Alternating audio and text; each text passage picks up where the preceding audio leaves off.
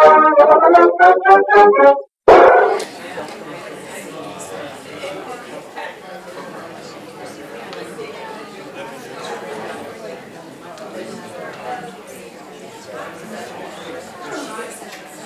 morning. If everybody can have a seat, we're about to start one of the first concurrent sessions here. We're here for Josiah Henson Revisited, which will be presented by Cassandra Michaud and Jamie Kuhns of Montgomery Parks Cultural Resources Stewardship Section. I wanted to do kind of an informal poll here and ask people to raise their hand if they've ever worked out at Josiah Henson, troweling. Show of hands. Keep your hands up. Okay, how many people have done the tour out at Josiah Henson? Okay, so that's a lot of people in the room. And so a lot of you are familiar with the basic story of Henson, but now you'll be able to hear the updated version, hear about some of the work and research that has been going on in the couple years, maybe since you've been out there working. And I don't want to eat into too much time, and I like the idea that the bios are in your packets so you can read more about Cassandra. Cassandra Michaud is an archaeologist from Montgomery Parks, and Jamie Kuhns is historian from Montgomery Parks. And I'd like to introduce Jamie first. She'll be starting the show.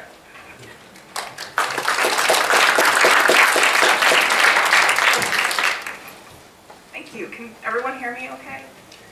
I'm going to ask one more question. How many of you have read Henson's narrative? Okay, great. So some of you, I might be quizzing you during this talk, and some of you I'm going to be going over new material, and that's all great. Good afternoon. Thank you for coming today and participating in our talk. I'm going to start with a very brief introduction into Josiah Henson's life to give you a little bit of context to help you appreciate why the work that Cassandra and Heather and all our volunteers are doing in the archaeological program is so significant to what we do at the site. And while I'm here, I just want to note if we could add another group of people that are part of this presentation, it would be our volunteers. And there are many of them here. There are volunteers that work in archaeology, and there's also docents here that give tours at the house. So we're very happy that you're here, and we really appreciate your time, your sweat, tears, blood, all that stuff. You are very much part of the program, and we appreciate that. So just to give you an idea about the site, Montgomery County purchased the site in 2006, and it included several structures of which are still standing and are historically significant. The main one, of course, is the house there, the main house, which was built between 1800 and 1815. That date is based off nail analysis. The log structure that is attached to that is the log kitchen, and I'm going to talk a little more about that structure in just a moment. And there's also a mid-20th century garage that's not in the picture. So there's several structures there.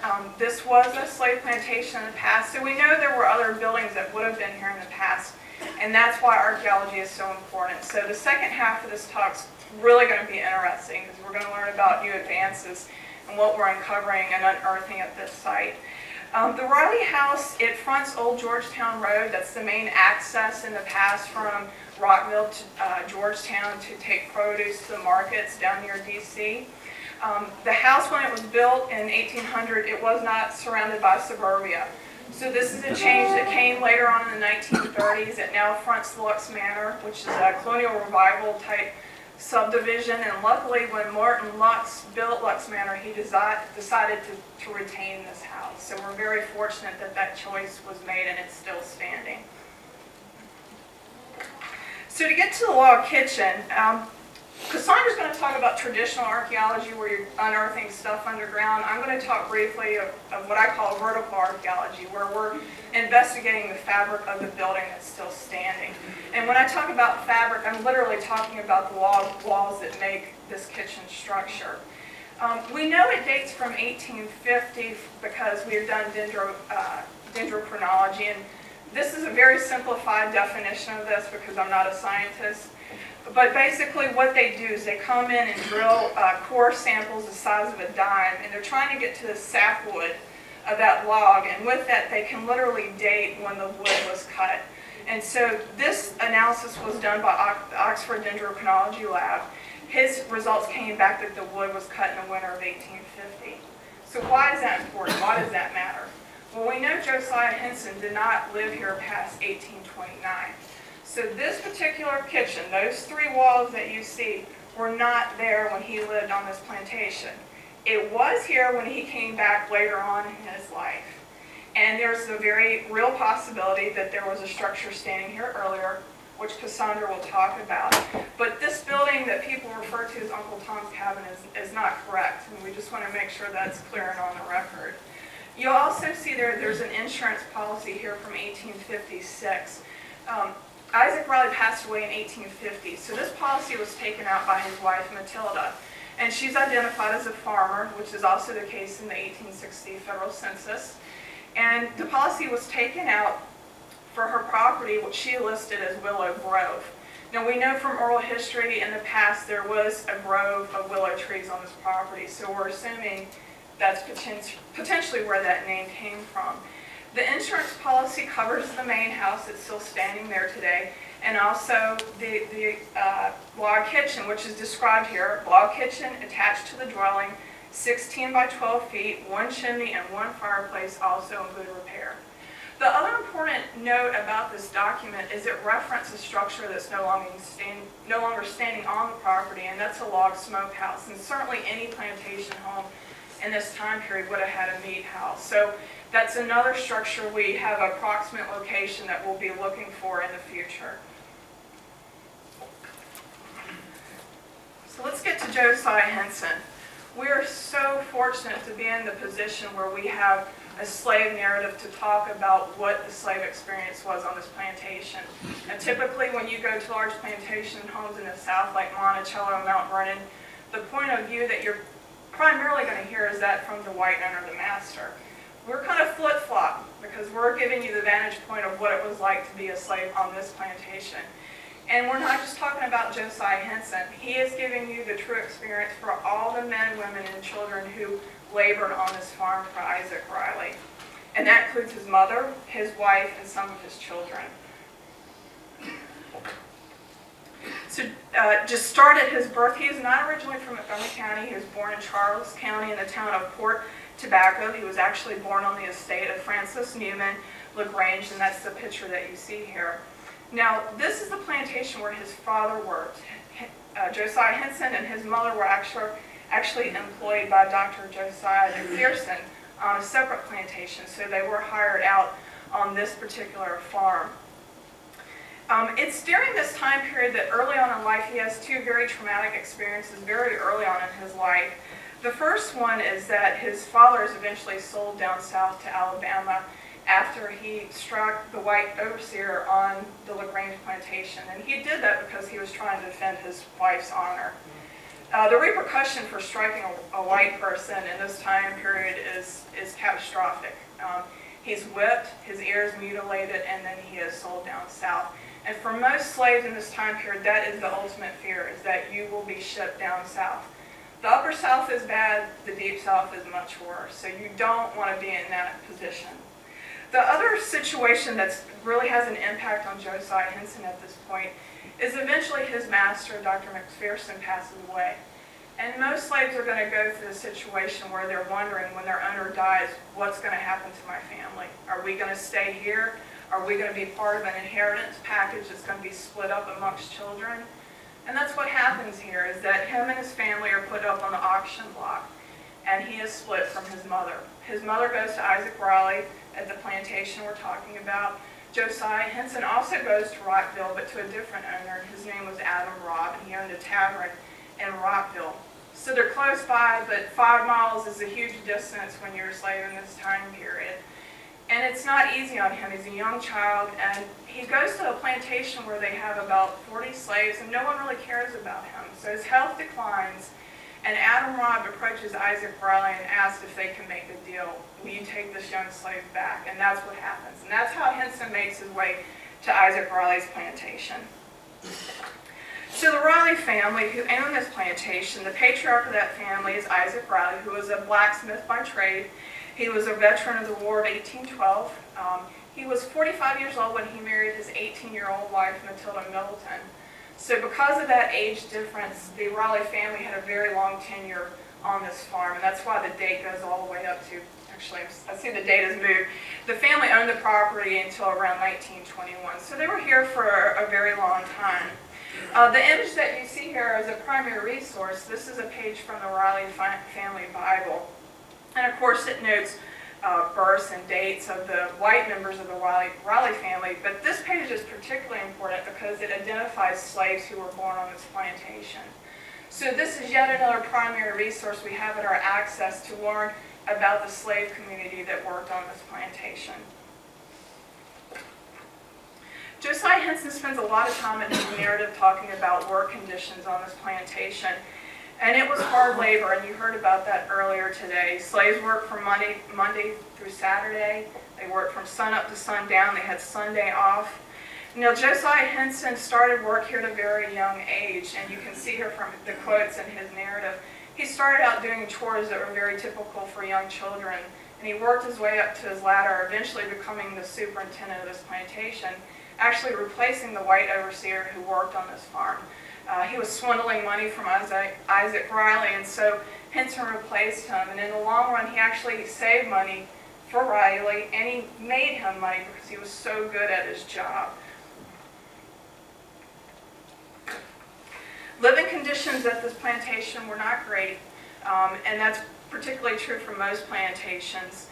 After working long, hard days, this is kind of the living situation that you would come to. Now, none of the cabins are still standing at the plantation today, but we have this description based on what Henson recalled from his younger years. And he recalled that they were log huts of a single room, and they put in about 10 to 12 people per space. So you can imagine there's no sense of privacy.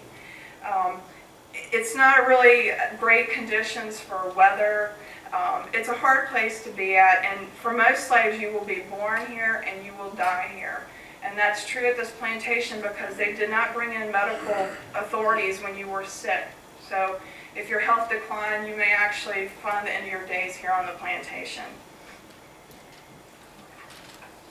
So how do you survive in this kind of environment? How do you persist in this kind of situation? And for him, it was his faith. And he come to find Christianity in two capacities. One was through his mother, who instilled Christian morals, to be a hard worker, and that was really at the heart of his being for his entire life.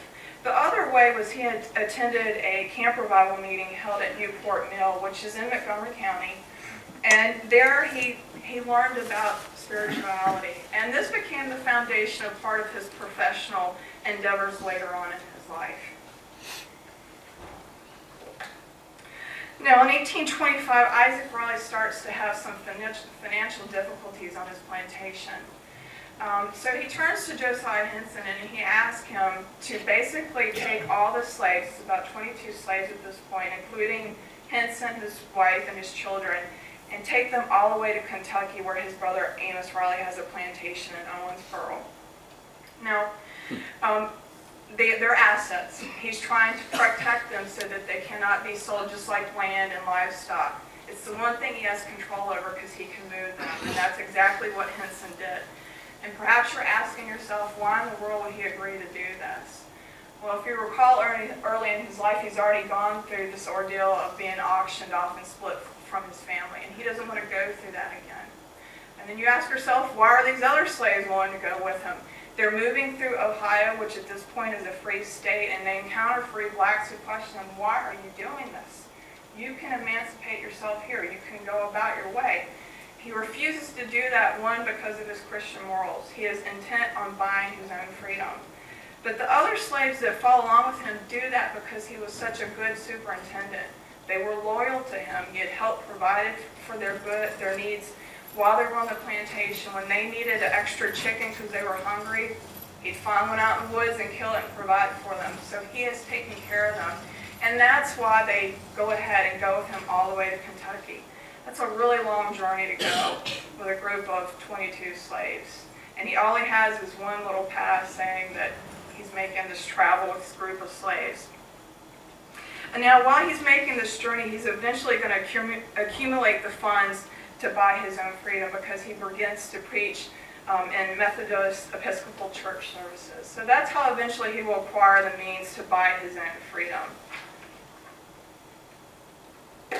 So Isaac Raleigh's financial situation continues to become precarious. So by 1828, he orders that all the slaves be sold that were sent to Kentucky, for the exception of Henson and his family. So all those slaves that made that way, their ultimate fear is becoming a reality. They are going to go to the Deep South. They are going to be sold and split up from their families.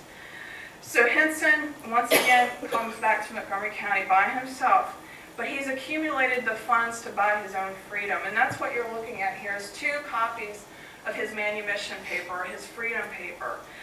The one on the top is a register that's, it's a copy registered in the Montgomery County Land Records, and you can access that anytime through the Maryland State Archives. I know this copy may be hard to read, but you can gain that online. The other copy is actually from a newspaper article that's on file at Peerless Rockville. They have a photocopy of it. But this is a little more descriptive. It gives a description of what Josiah Henson actually looked like. And if you ever have read runaway slave ads in this time period, they're very descriptive, because they want to make sure you know exactly who you're looking for. And it's no different with this document. You want to have a pass that gives a very specific description of what you look like in the event that someone approaches you and says, are you really a free slave, a free black? Do you have it in your hand? You have the proof.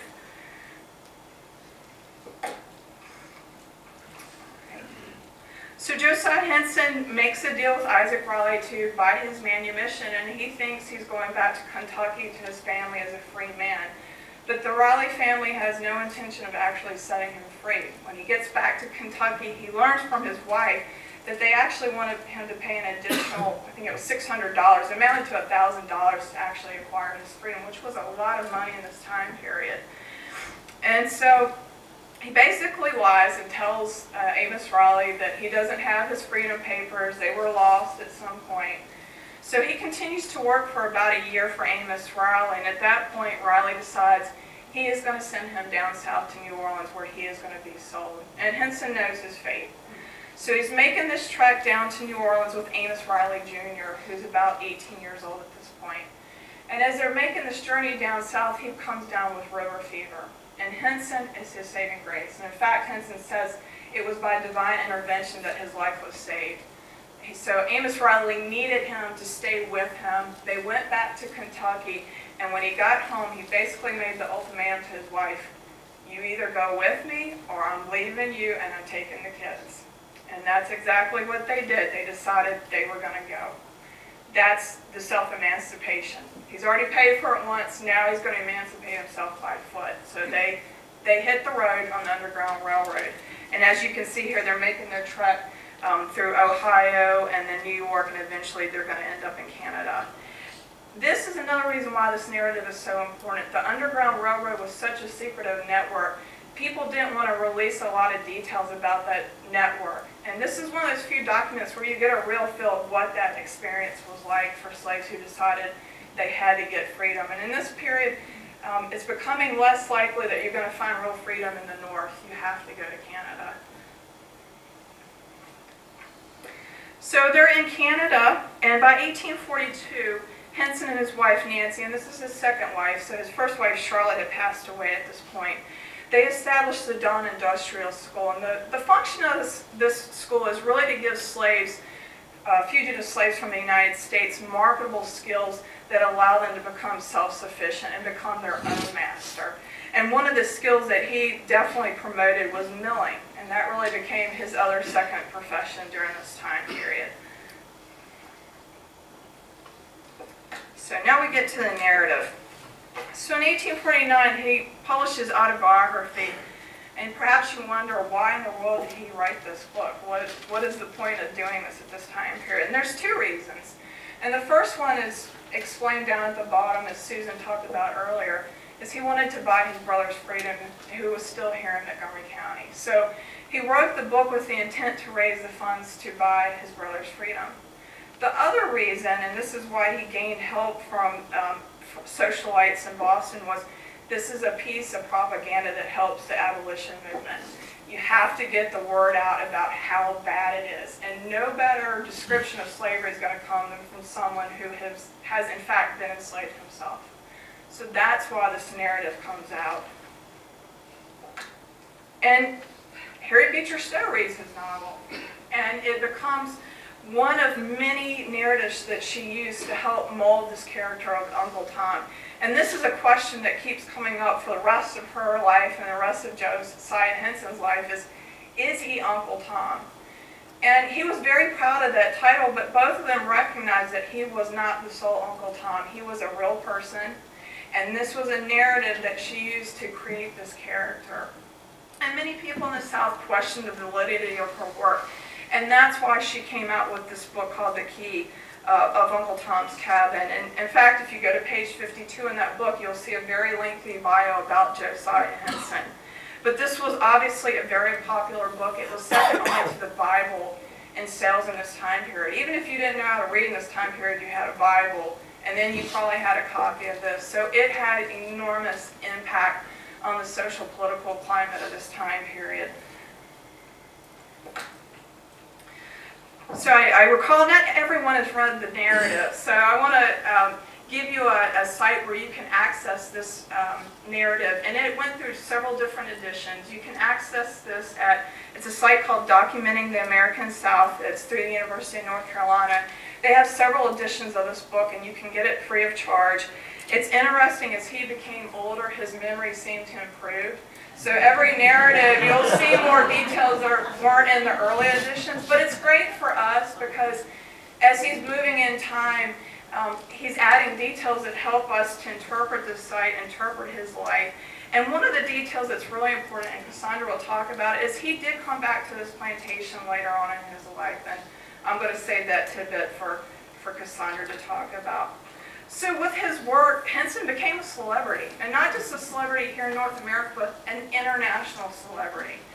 And I think this is so interesting. In 1851, he went to the London Industrial Fair. Now, imagine if you lived in this time period. Most people didn't live in huge homes in this time period, and you go to London, and this is where you're going to exhibit your work. This is a building that is completely glass. It's huge. And he is so proud of this achievement. And the proudest thing about this is he says in his autobiography was he was the only Negro there who was not on display. He was there displaying his work, and he was very proud of that achievement. The other really neat thing about this exhibit is he met Queen Victoria. Now, Queen Victoria was probably the most powerful, famous person in this time period. So not only did he meet her here in 1851, he comes back to England in 1877 and meets her again at her home. He signs her little autograph book. She gives him an autograph photo. He retains that for the rest of his life. So he was a celebrity in this time period. He was internationally known. Now, his most important legacy in his mind was no doubt his family, and he had a huge family. He had at least 11 children, 8 that we know reached maturity, at least 44 grandchildren, and 6 great-grandchildren. And these are 2 images of some of the children and grandchildren in his gravesite in Canada. And his family is still very involved in trying to figure out his history. If you're on Facebook, they have a page for their family history. So they're still very involved in trying to uncover their family history and his legacies. So now we move forward in time. What are we doing with the site, and what are we doing with his narrative? In 2010, the Planning Board approved a master plan that allowed us to build a public museum that will celebrate his life, educate visitors about the enslavement of African Americans in Montgomery County and what life was like in 19th century Montgomery County. This project is funded by county and state funds and private donations. We've picked several themes that will interpret the site, and these themes were developed in conversations with public meetings and talking to experts and trying to decide what are the topics we should really promote and interpret at this site. So what we're focusing on is early life in enslaved peoples, working in living conditions, freedom and emancipation, the Isaac Raleigh plantation, and myths, history, literature, and stereotypes. And that's really important because we really want to elevate the genre of slave narratives, and this is really the best location to do that. In 2013, the facility plan for the site was approved. This is just to give you a sneak peek of what we envision the site is going to look like when the museum actually opens. When you come to the site, there's going to be a visitor center right here. And then you're going to walk around the site. And one of the experiences we want people to participate in is to walk through a slave portal, which is this recreation here. It's basically going to be a recreated slave cabin that's to the dimensions of a typical slave quarter here in Montgomery County. We want people to walk through that and experience what it's like to be in a tight, confined space, to understand what it would have been like to live on this plantation. There will be signage along the trails, and then of course we're going to have traditional interactive exhibits in the house. The log kitchen is where you'll have the living history experience, where we'll have costume interpreters, and you'll learn more about cooking and all that type of stuff in this time period. And then you'll, again, wrap around the house and learn about the architecture of the house, which changed greatly in the 1930s. And then you will exit through the gift shop, and hopefully you will buy something as you exit. And lastly, I just want to end on the progress that we've made at this site starting in 2008. Our section did not come into being until 2007, so we feel like we've hit some major milestones in a very short time that we've been there. Starting in 2008, we commissioned John Milner to produce a historic structures report. That is online if you want to learn more about the architectural history and whatnot. That really has been the foundation of our research. In 2010, we were awarded a grant from the State of America's Treasures. To win that grant, we had to fulfill certain requirements through the National Park Service. One of those was to get on the National Register. If you go to the National Register, our site is known as the Riley Bolton House. It's not Uncle Tom's Cabin, it's the Riley Bolton House. In 2012 and 2014, Time Team America was at the site, and I'm saving that for Cassandra. 2013, we updated our application to the National Network to Freedom. And last year, we were awarded a grant from the Meyer Foundation. And the point of that grant is to promote outreach to schools in Montgomery County and Washington, D.C. to learn more about slavery in Montgomery County and Josiah Henson's life in this farm. And the means of this grant is to promote on-site tours, outreach programs, history in the box type programs, and also to have a presence on the internet. So we're very proud of these achievements. And I'm going to turn it over now to Cassandra because the archaeology is so more interesting than what I think I just said. So I'm going to turn it over. Thank you very much.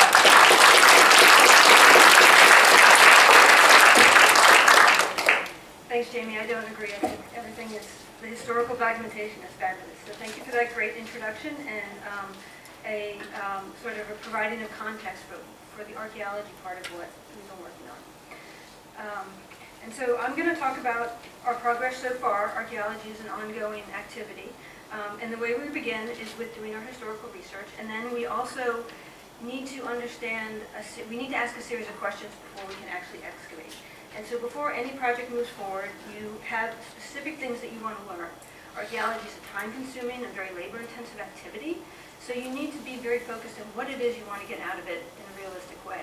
So when we began this project, these are some of the questions that we were interested in learning about. And a lot of it has to do with landscape. There's not a great deal of documentation in terms of the layout of the landscape during Riley and Henson's time period. So we wanted to explore that. What did it look like? What buildings were there? Is any of that left today? And some of these other questions, in terms of the methodological questions for archaeology, there's a lot of different ways to go about getting this information out of the ground, and we usually pose questions about the best way to do that. So for the Henson site, these are some of the questions that we asked when we began our project. And along with that, you have things that you expect to find. What do you expect to find, given it's an early 19th century plantation in Montgomery County? It was a farming economy, and based on what we know from Henson's own words, we expect certain things to show up. Outbuildings, of course, the slave quarters for all of the slaves, the meat house that's mentioned in the documents and the oral history, corn cribs, Riley was a blacksmith, so we're hoping to find that. These are examples of tobacco barns and slave cabins in Montgomery County. Actually, this one is in southern Maryland, Solderly slave cabin, which has been restored. We also are looking for more ephemeral parts of the landscape, things like fences, trash pits, middens, which are just basically a trash pit that has been spread out over a wider area, but and you can see here, it's a very concentrated deposit of waste. And we as archaeologists love these because they have so much information for us to look through. And we love going through the garbage of the past because that tells us so much about what people did and what they, people don't always write down what they do on a daily basis, but their trash tells that story. And again, the ephemeral landscape features, the fence lines, the pens, because again, there are certain parts of our life every day that we all have, and the slaves would have had that, and how Riley would have had that, the way they use their space, the way they use the landscape, how they get from the kitchen to the house, how do they get from their home, their slave quarter to the main house, to the fields. Those paths, those things don't show up in documents very often. So we're looking for those as well as the more obvious kinds of material culture, like structures and artifacts, which are, material culture is what archaeologists, that's our trade. We look at anything that people make and how they use it, and that can be something as small as a pin and something as large as a landscape. So to start with the landscape, we looked at how has this site changed over time? The early documents aren't there, so we know it was many thousands of acres originally. In 1863, it was down to 270. And these are the boundaries of the farm at that time, and this is the site location. You can see how small the 1 acre parcel in 2006, when Parks first bought the parcel, is very small compared to 270 in 1863. And then you can see again it's shrinking. In 1890, we're down to 112 acres. It's still farmland though. The house is on this map, and you can see that the roads are becoming a little bit more developed at this time. And again, in 1927, these aerials are incredibly useful. So there's the farm road. The things to note on this aerial are the farm road, which is present just north of the main Riley house. There's some outbuildings located just to the west, and the farm road follows that course. These aerials were looked at by Alice Redfield and by Meg Waters of the Time Team program. And so Meg would, to identify locations of possible outbuildings, both on Parks property and nearby that might still be intact that we could recover. So Meg produced this overlay of the modern boundaries, of the property boundaries on that 1927 aerial. And you can see in red is the Riley house and garage. And then 3 parcels over are those 3 outbuildings. And so when Time Team came, and so if those of you who don't know, Time Team is a program that is designed to help the general public understand the process of archaeology and tell the stories of some specific sites. And in 2012, this Josiah Henson site was one of 4 in the country that was chosen to participate in this program. And they come to the site for 3 days, and they work very intensely with us. Meg Waters is a geophysicist. She did remote sensing along not only on the Parks property, but the 3 neighbors' properties between the red buildings and the yellow buildings. And she provided us with a great deal of data in terms of what could potentially be underground. Now, it isn't the true story in that sense. We have to still ground truth, that we still have to excavate it to see what's there. So during Time Team, we did actually excavate where one of these yellow buildings is, with the permission of the very gracious permission of the property owners. And what we did find is there is, in fact, material there, but it is dated, that material we found is dated to the early 20th century, not earlier. But we found evidence that there is a great deal of potential for 19th century material to be present in the rest of the yard. So it's very, very exciting. The landscape seems to be very much intact, even in the backyards of these current, of these modern subdivisions. So as we move forward in time, the Boltons purchased the property in 1936, and they undergo a major renovation. They hire Edward Winslow, who's a White House architect, to redo the house, and you can see the before and after pictures here. Significant changes. The house, exterior of the house has changed, the footprint in terms of the main house and the log cabin are changed, and there's a lot of disturbance around the house. What we also know at this time is that Lux Manors developed. You can see that it's now 3 acres, we're down to 3 acres where the Riley house is. is left undeveloped, but everything else is subdivided. And so in 1939, there's this newspaper article, which is really interesting. And it says that there were, in fact, when the Boltons buy the house, there were, in fact, slave buildings and outbuildings still left on the property. We all know from another newspaper article in the 50s that these were then torn down. This, as we'll get to, and the importance of that is that these buildings lasted all the way into the 20th century. And, you know, where are they? We don't know. We don't have that documentation. So, as Jamie said, in 1878, Henson returns to the property. And again, he provides a wonderful description of what he sees. And what the picture he paints of the property when he returns is in stark contrast to the one he knew when he managed that property. He describes driving up the road and none of the outbuildings are present that he knew. The barns, the sheds, the fences, the orchards, they're all gone.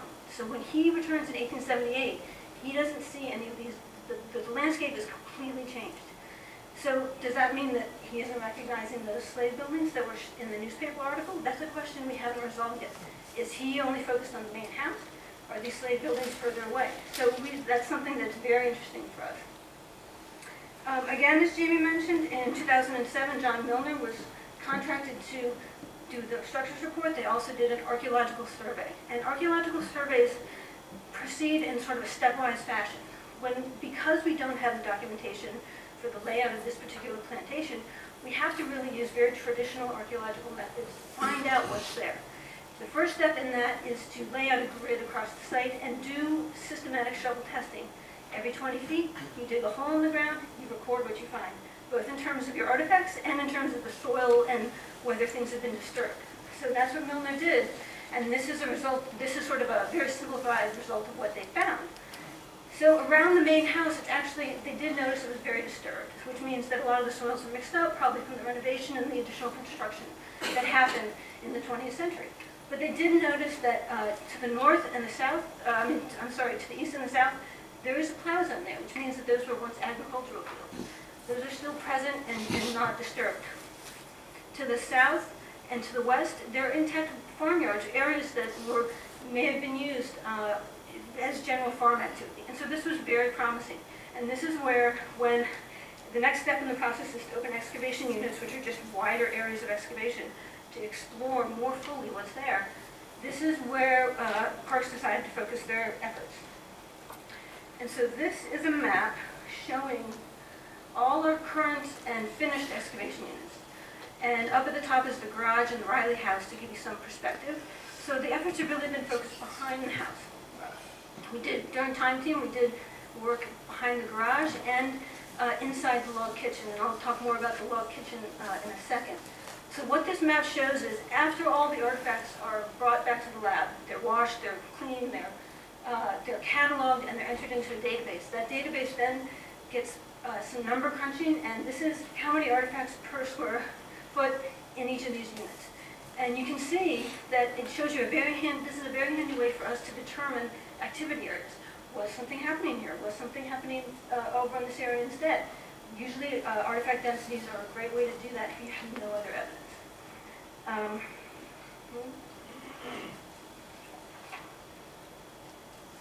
So the log kitchen was one of the focuses of the Time Team excavations, and it was very exciting because, as you can see on the picture on the left, this is the way the kitchen looked before their visit, and it's used as part of the tour groups for the house. They come through to get a sense of what that kitchen space is like. During Time Team, the floor was removed, and this inset picture is a plan view that shoots down into the 4 units. There are 2 units on either side of the center beam, and it's a really difficult space to work. It's not, you're working in a crawl space, essentially. But because of what we were finding in there, we actually constructed this banister system around it so people could come and see it for themselves. And so this is, in the fall, we had a tour in there for Emancipation Day, and this is what it looks like today. And so what did we find? So during Time Team, they did a test unit. The upper level, as you can imagine, was highly disturbed. So that means that the artifacts that are old and artifacts that are new are mixed together, the soil is mixed together, and we weren't able, there's not a lot you can learn from that. However, as they excavated down, and they did a very small test sample, they did identify additional floors under there. In the last year, we've expanded their excavation unit and gone below it, and so this is a profile of one of the units. We've only worked on one unit to try and preserve as much of it as we can. And you can see there are very distinct floors, dirt floors. And if this was a log kitchen space, you would expect it to be heavily used, heavily walked on, swept, water poured on it. People would maintain their space. And what ends up happening is the floor becomes very compacted. And it's very easy when you're excavating to sense that. The change in texture as you excavate is very easy to notice. Each of these floors has a very thin level of charcoal and ash sitting right on top of it. And it's almost as if charcoal had been spread across the floor. So that's what the 3 floors we found is extremely exciting. Below that, we got an even bigger surprise. This it's a difficult thing to see, but we have a feature, and features are it's an archaeological term to mean like an artifact that you can't move. So fence posts, foundation structures, things like that are just holes dug in the ground where the soil looks different. And what we found under the 3rd floor was another feature. And what that means is that somebody dug into the underneath the 3rd floor for some reason. And we don't know what that is. It extends, we found the northern boundary here, which is identified on the slide. It extends in all the other directions under the floor, making it impossible at this time to figure out the total extent of it or to excavate it. But some possibilities. In a lot of slave kitchens and slave quarters, they have often subfloor pits are dug, and that's basically just a little space under the ground where people can store things, sometimes personal items, and then it's covered. And then this is possible if that's what this is. It could also be a cellar, or it could just be an anomaly in the ground that for some reason has nothing to do with a purposeful act. If you notice in this profile, it's really hard to see where the ruler is bent. The 3rd floor actually rises a little bit, and over there is where the door out of the back of the kitchen used to be, and it's almost as if there's a little step going up to the back door. So unfortunately for us, we have in terms of dating this, so we look at the chronology as well, 99% of the artifacts that we found in the log kitchen were in the upper layer. And they're very exciting, and I'll get to this in a second. Below that, however, the layers are very exciting to see, and the floors are exciting to see, but we really would like is some dates to know exactly how old these floors are. There's only 2 cut nails and a peach pit below the 1st floor. So we know it's 19th century, but we haven't gotten beyond that, and we're hoping if expanded excavation would be able to give us more information. So just to give you an idea of some of the artifacts that were found in the log kitchen, I just did this pie chart to give you an idea. The construction is anything related to do with building or demolishing, and nails, lathe, mortar, brick.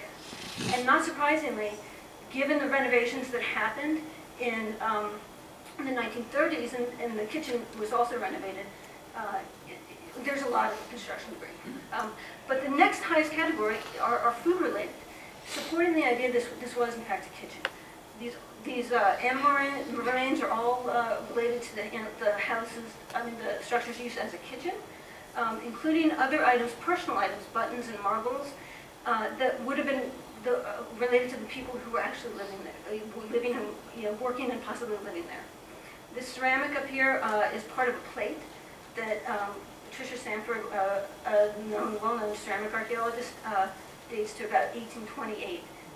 So the artifacts are getting, we definitely have artifacts from the right time period.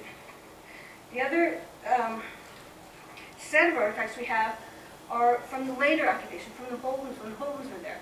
And I love these artifacts because it really shows the difference in use from a log kitchen to when the Boltons used it as a den.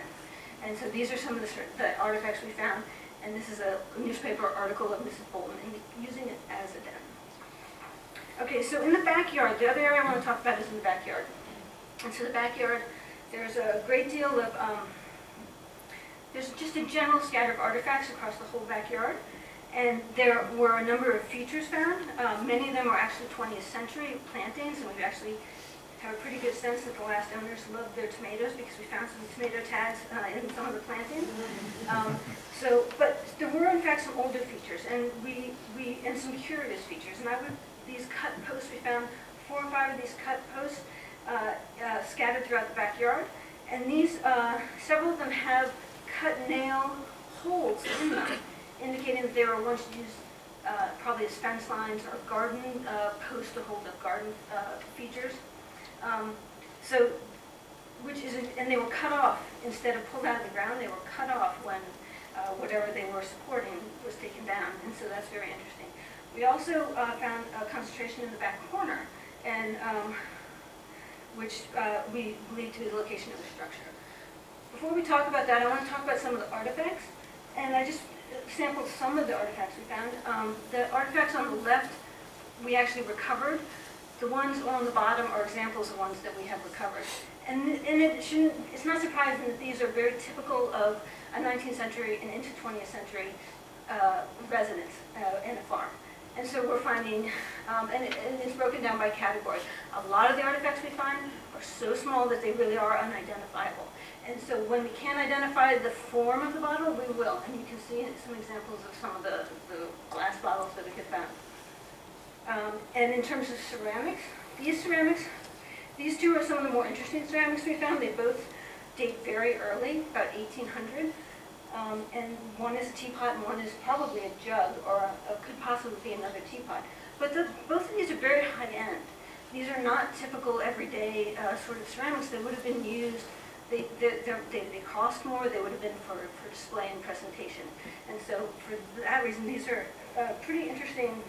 Some pretty interesting ceramics. One of the things that we do when we bring artifacts back into the lab is try and piece them back together. And the reason we do this is because as much as we are interested in seeing the actual artifact, what we care about more is what the vessel was that they used. The artifacts don't tell us whether it was a cup or a bowl. They don't tell us how much money those things cost when they purchased them at the store, or what kind of social graces went along with using those artifacts. So when we bring them back, we try and put them back together so we can actually get a vessel form. And in this case, one of our volunteers was able to identify from this very small artifact that it was part of a larger plate that dates to probably about 1830.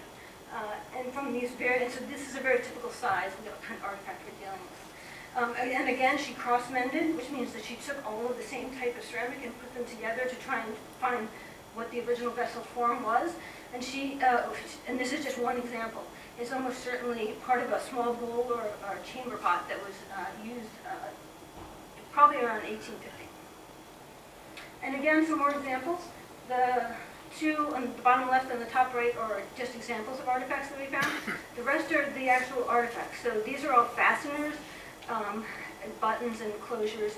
And the thing in the middle is called the lace pin, and it's sort of the 19th century version of a bobby pin, and it would have been used sometimes it would have been hidden, and it's actually really, and it has a blue enamel paint on it. It's a really wonderful artifact. Sort of the everyday thing that you wouldn't notice, but that we were able to recover. Many of the ceramics we found are very plain. They're plain, undecorated artifacts, just sort of very utilitarian, not fancy.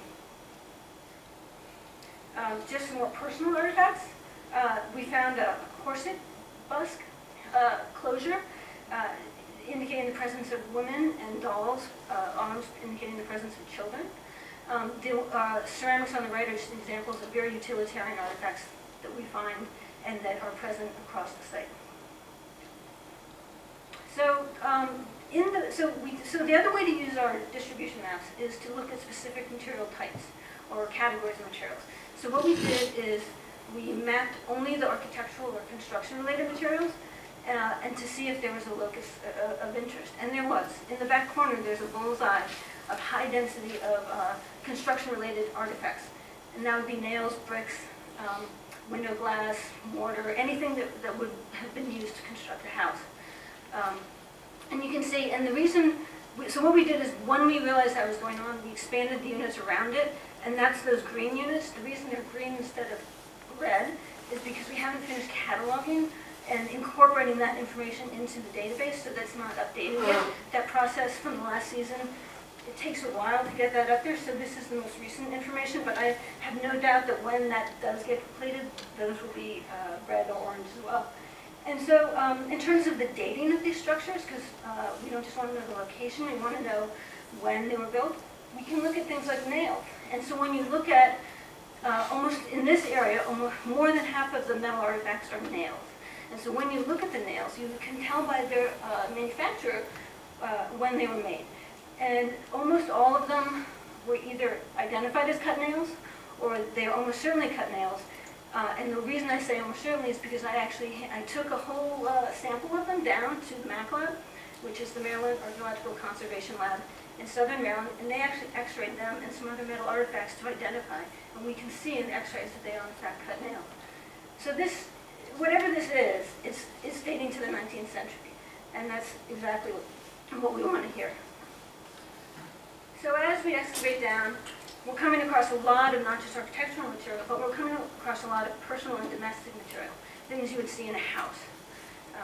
So bottles, there's a thimble and some buttons, and a lot of ceramics. And so this is telling us that there's something else going on here other than just a structure, and it's probably where someone is living.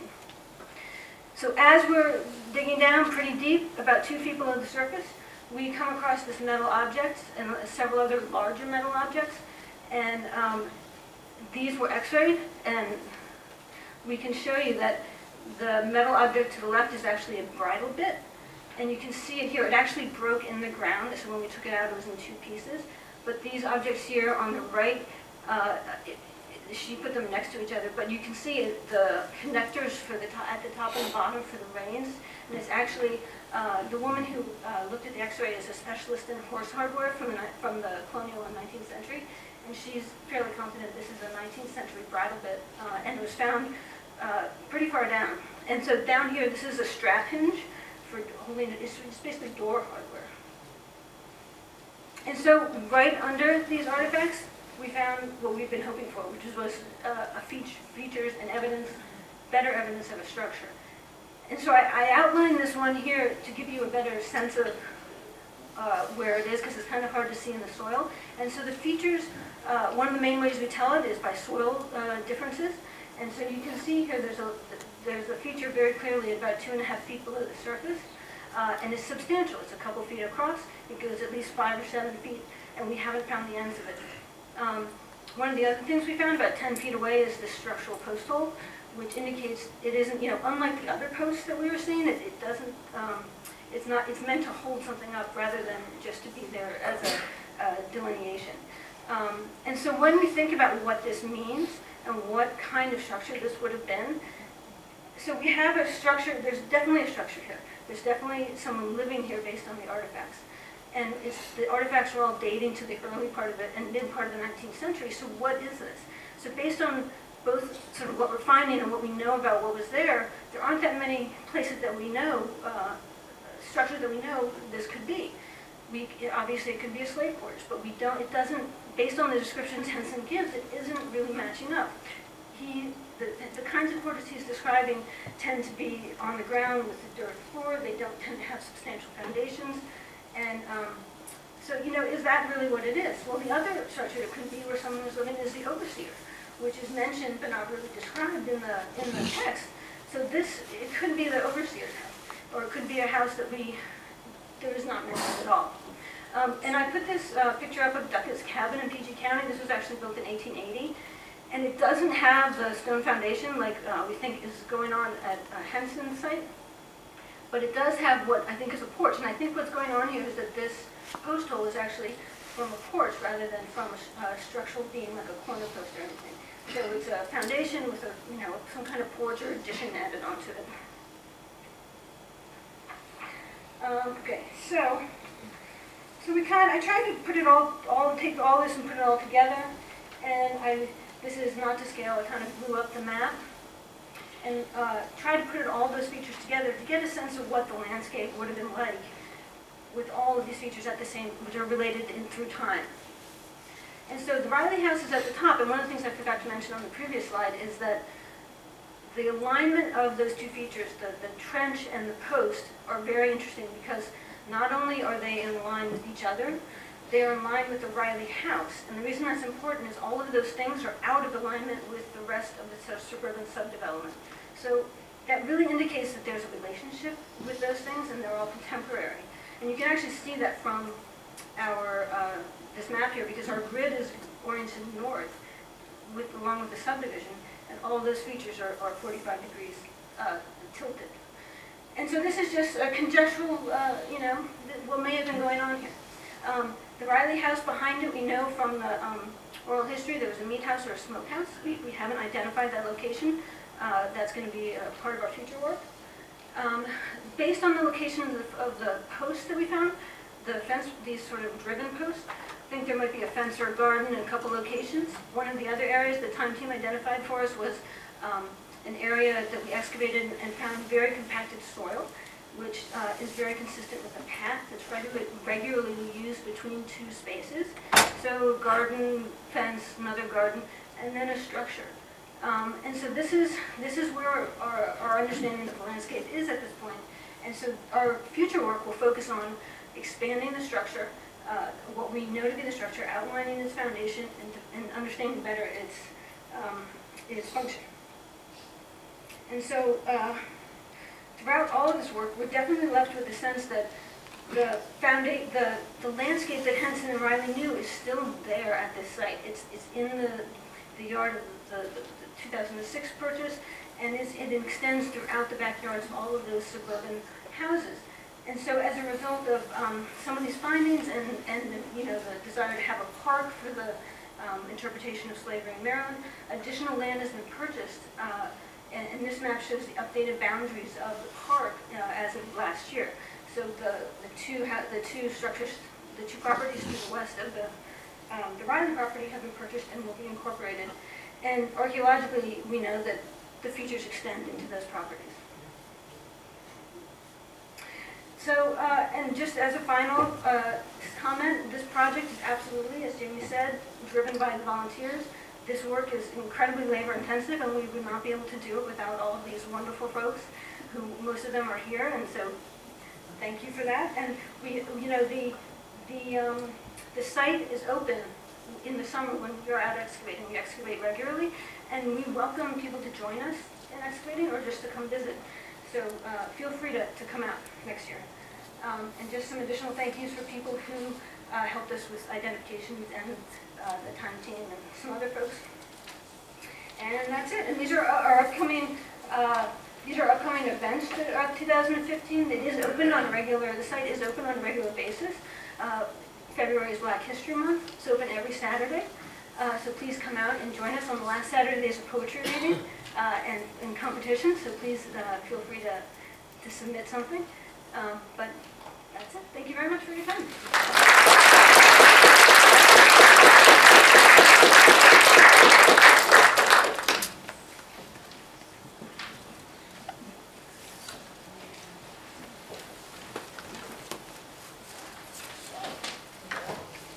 We have a couple minutes before lunch starts at 12:30, so if anybody has any questions.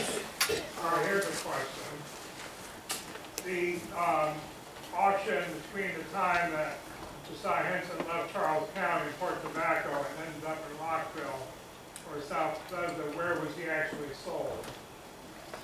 Jamie, do you want to address that? That's a good question, and I I don't know the answer. I wish I did. We've spent a lot of time the past couple of years trying to investigate his early years in Charles County prior to him actually moving to Montgomery County.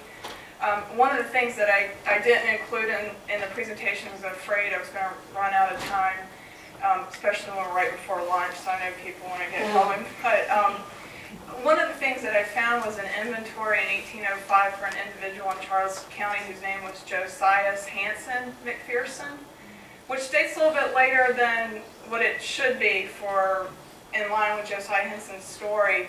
But he was a physician in Charles County, and there is actually an individual noted in his inventory, a slave known as Cy. It doesn't say Josiah, but it does say Cy. But this individual had connections to Rockville, and so we're curious if that's how he ended up in Montgomery County, is because the McPherson family actually had connections to Rockville. I don't have the answer right now. It's one of those things we're still moving No, you don't, what I'm trying to say is you don't have the physical location where the auction block was. No, I don't. All right, well, here's a theory. Okay, I'm serving a life sentence without parole at the National Archives. okay, Where the National Gallery of Art is, was where the station, the B&O Railroad station was. Union Station, that's all 1905 or after. And then where the National Archives is where the Center Market was.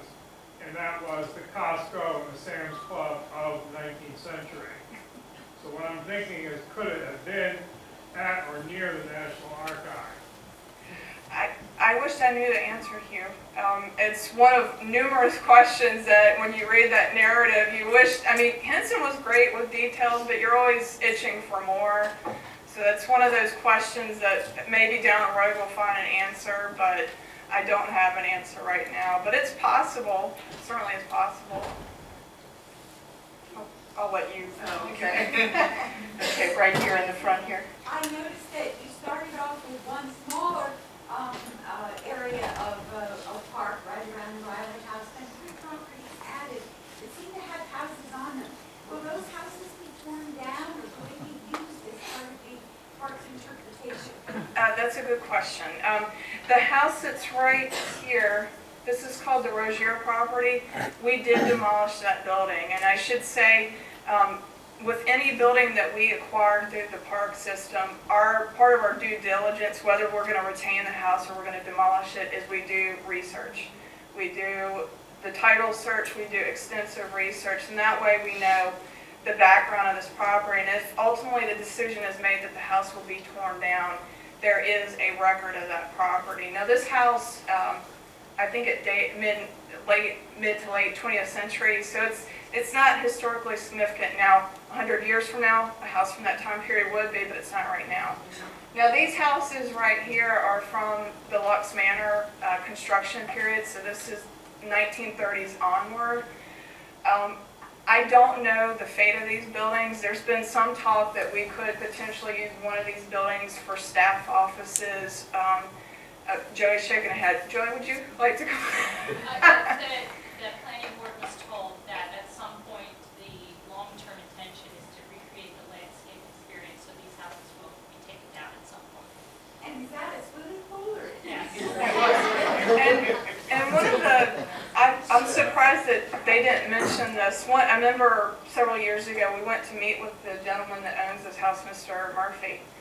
And we were talking to him, and he was talking about the swimming pool, and he said when they excavated the ground to put the pool in, they uncovered all these iron objects. And for years, he had it in a box in his closet, and maybe a year before we came, he dumped them. And of course, pure havoc, because we knew Isaac Raleigh was a blacksmith. So, but at least he told us that. That is part of the record now. It's part of the oral history, and we know that those objects were there. But unfortunately, we didn't get to see them. But yeah. Right here. That's a great question. He certainly did not learn to read and write when he was a slave. It was not illegal in Maryland to teach your slaves to write. It was frowned upon. You just didn't do it, but it wasn't illegal. So he never learned to read and write. And one of the most interesting stories he talks about in his narrative was he remembered very young as a child, the initials that he always recalled seeing was IR, and it was because his owner had a butter mold with the initials IR. So it's one of the first remembrance he has of the alphabet, but he interacted with a slave on a neighboring plantation who did know how to read and write.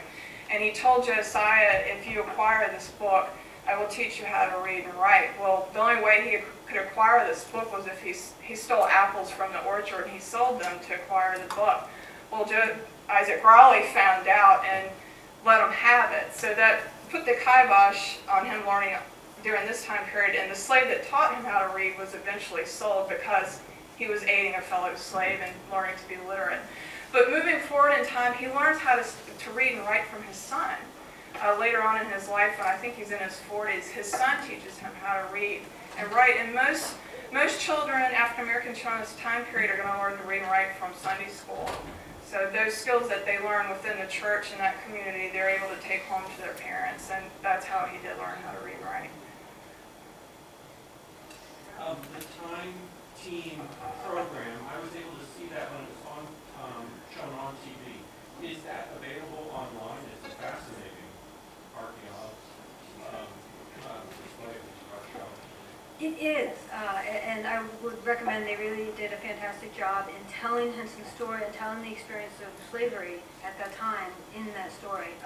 It's available on the PBS website. If you just go to Google and type PBS Time Team America Henson, you will go straight to that link, and all of their episodes are actually available online and free for download. So, and it really did a nice job. And there's a lot of extra information about what goes on their website in terms of not just this site, but all the other sites and archaeological. Will Josiah Henson's history in Canada be included into the public information?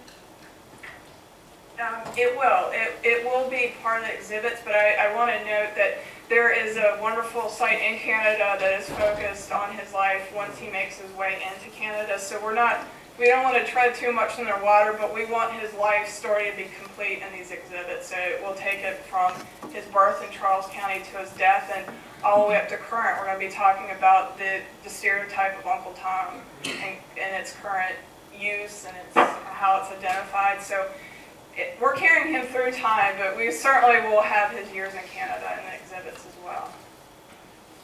Maybe two more questions. I have a comment, not a question. I work for the City of Rockville Preservation Department.